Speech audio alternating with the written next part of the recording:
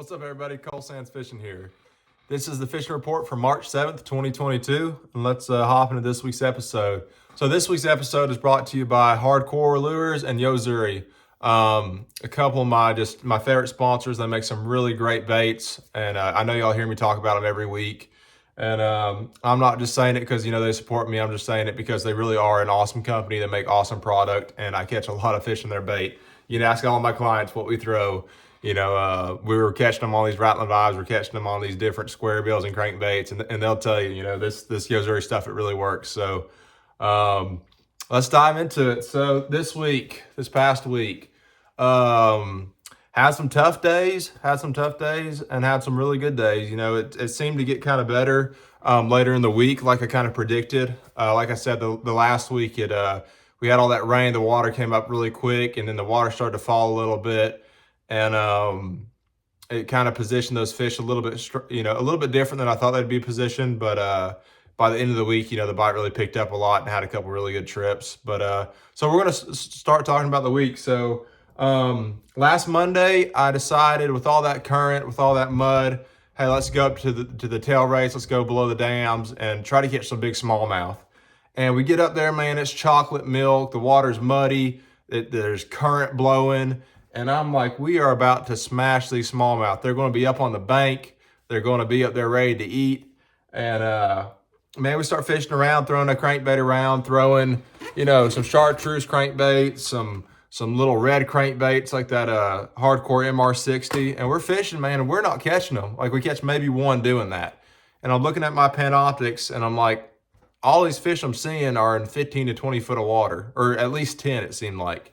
And it just seemed like, even though the water came up and it was muddy and everything, everything is telling us we need to be shallow fishing, the fish just didn't seem to be moved up. So what we did, we scooted out deep a little bit. We picked up, an Alabama rig, caught a couple on it, that Diamond Baits Alabama rig, or had a few bites. But really had to slow down and drag. Caught some that day, throwing a couple different baits. These were all smallmouth, and catching a largemouth Monday. Caught a lot of drum. We had a banner drum day. We probably caught, 20 or 25 drum. It seemed like every cast, which is a lot of fun, but you want to catch the bass, but at least it's something biting and stretching your line. But something we caught some on was just a little Ned rig, just a little 1/8 ounce, just little Cinco.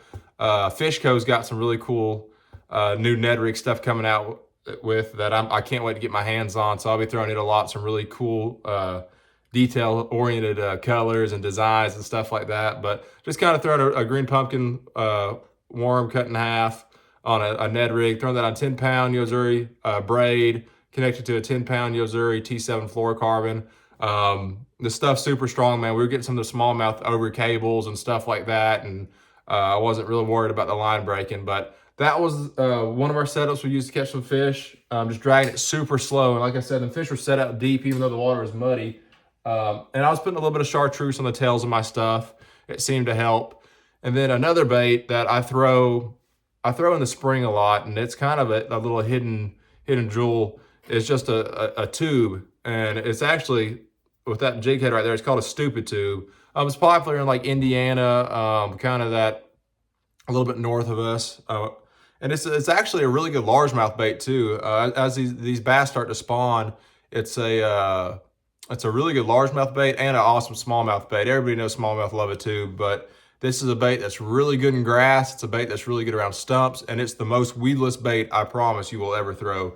But I'll show you real quick how to rig it. I'm throwing that on a 3/16 ounce head, and all I'm doing, you get your tube, you get your hook, and you put the hook in first, and you run it till you're about, 1/4 inch from the head. Let me see if you can see that.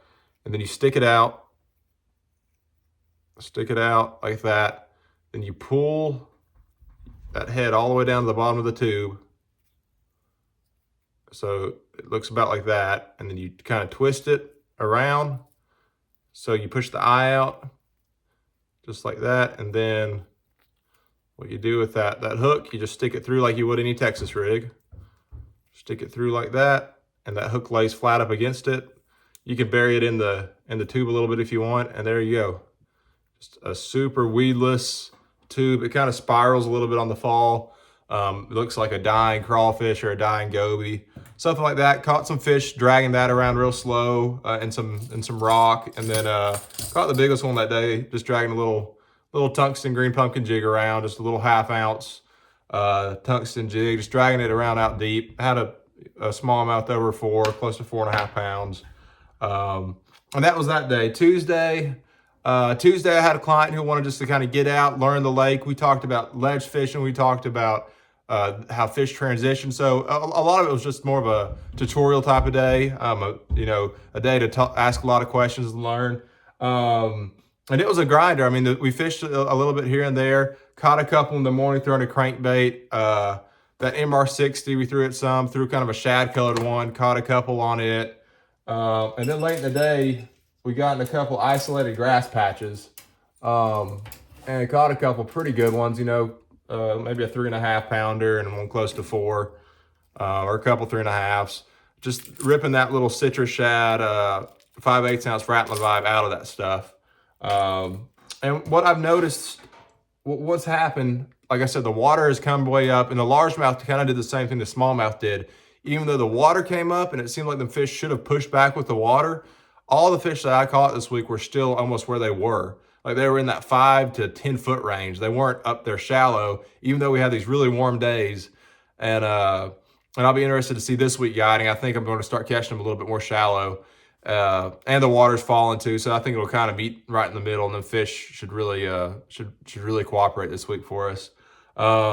But that was the biggest thing. I fished a lot of transition areas. I tried going to the way back of pockets, and I tried going to the way back of creeks and fishing super shallow and flats and all this stuff, but I wasn't getting that many bites doing that. And it seemed like if I scooted out to the points, the transition areas, where are these fish going? These little funnels, these little saddles, where are these fish going to have to stage at if they're coming or going? And that was really the key to our success. Wednesday, I had a couple clients, man. We ran all over the lake. We hit like 40 spots trying to find some active fish. Had a decent day. I think we caught about 13 fish. Had a decent limit, probably, just a 13 pound limit, something like that. But, decent day. Caught them that day pretty much throwing the rattling vibes around. It seemed like that red one really started to become a player. It seemed like they really got on red almost better than anything else.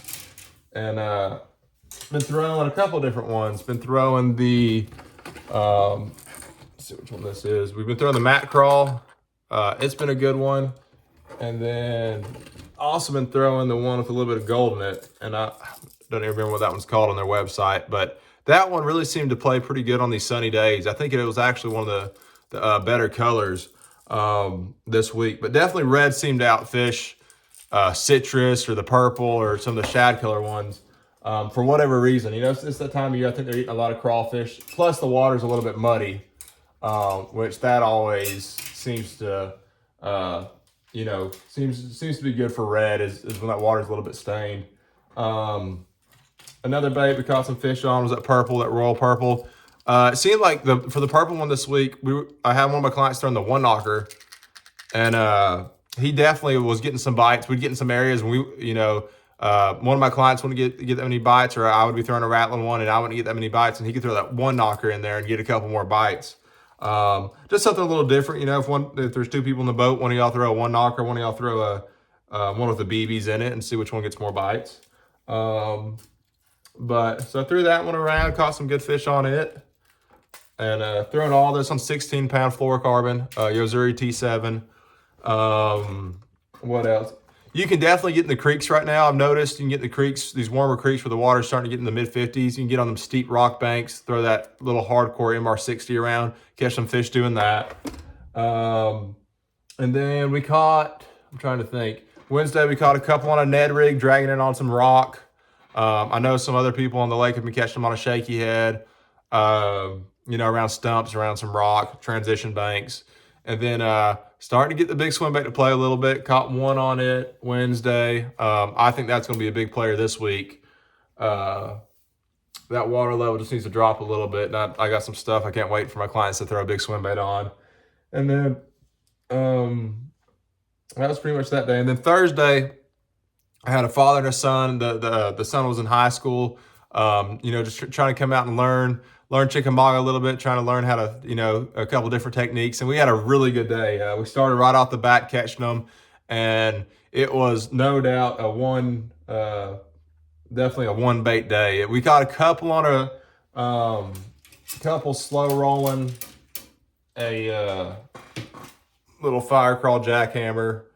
Got a couple on that, just fishing it real slow, but that paled in comparison to what we did that day on that rattling vibe. And same thing, yo-yoing it seemed to be the key. You can't just straight reel it right now and get bites. So you can get a couple. We actually caught some this week dragging the rattle trap. You throw it out there and just, drag it, just tink, tink, tink, tink, tink, reel down, drag it. So it was almost like a yo-yo, but a lot slower, just fishing super slow and keeping contact with the bottom. We caught some doing that. But yeah, ripping that rattle trap or that rattling vibe was definitely key on Thursday, my last trip of the week. It was a 6-hour trip. It wasn't even an 8-hour trip. And we caught 32, 33 fish probably. And had an awesome day. We had a 7-pounder, a couple 4-pounders. And I mean, caught a lot of shorts, a lot of just keepers. But I mean, our best 5 that day would have been all over 20 pounds, which is a really strong bag right now, especially based on what a lot of the weights have been. So, I mean, overall, a really good week fishing. That rattling vibe's definitely going to continue to be a player. The big swim bait is going to start to play a little bit. If it's a tough day, you can always get on some steep banks and throw that crankbait and get bites. That's a bite getter. Whenever whenever it's just tough, it seems like if you can get a little bit of stained water, get on some rock, you will get a bite on that Invar 60. And then, as this water starts to warm up more and more, it's getting in the mid to high 50s into this past week. If it gets around 60, these fish are going to start to think about spawning, and that's when you're going to really see the shaky heads, the Ned rigs, the wacky rigs. More of the soft plastic stuff's going to come into play. But yeah, just going into this week, I think the swim baits are going to be a good player. I usually about this time of year I start catching them on that little true bass swim bait in the 4.5 inch. I like to throw it around a lot of the same places I'm throwing a rattle trap. I'll throw it on a little 1/4 ounce head and just kind of wind it around up shallow. And it hasn't really played yet, but I think it's going to in these next couple of weeks. It seems like always about mid-March I start really catching them on that. And definitely, same thing. It's kind of been all winter for me. That rattling vibe's kind of pulled us through. Day in and day out, it's been the bite getter. But that's it for this week. Y'all be sure to leave some comments, and I appreciate all the support. Like and subscribe, and I'll catch y'all next week.